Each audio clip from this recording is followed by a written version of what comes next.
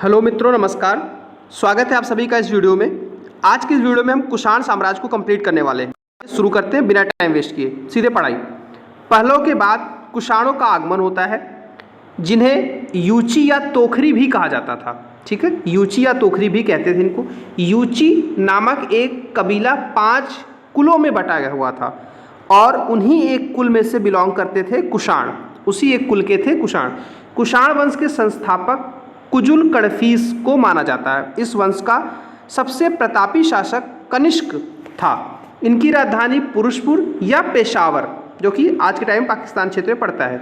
कुषाणों की दूसरी राजधानी मथुरा थी।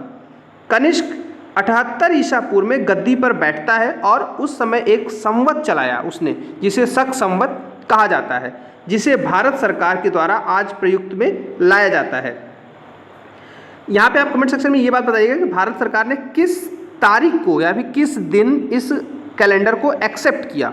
ठीक है, बौद्ध धर्म की चौथी बौद्ध संगीति कनिष्क ने कुंडल वन में करवाई, जिसके अध्यक्ष वसुमित्र हुए।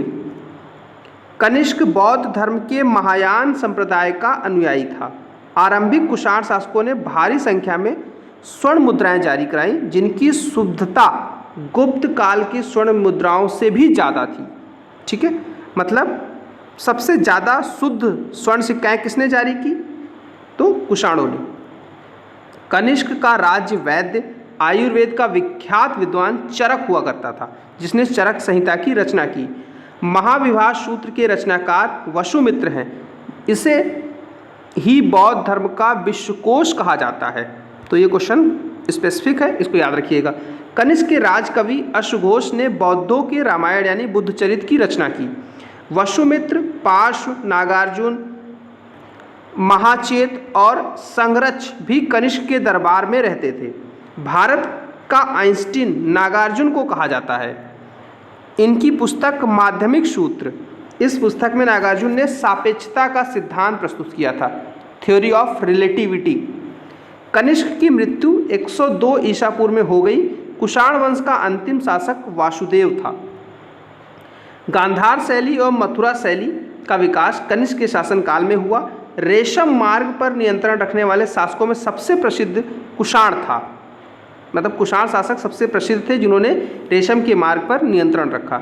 रेशम बनाने के तकनीक का आविष्कार सबसे पहले चीन में हुआ, उसके बाद विश्व के अन्य क्षेत्रों में फैल गया। तो दोस्तों, इस तरह हमने कुषाण साम्राज्य कंप्लीट कर लिया। इसके बाद आपको वीडियो मिलेगी गुप्त साम्राज्य की, तो आप उसको जाके जरूर देखें। तब तक के लिए धन्यवाद। चैनल को सब्सक्राइब कर लीजिएगा और बाकी जो फीडबैक है कमेंट सेक्शन में छोड़ जाइएगा। Thank you.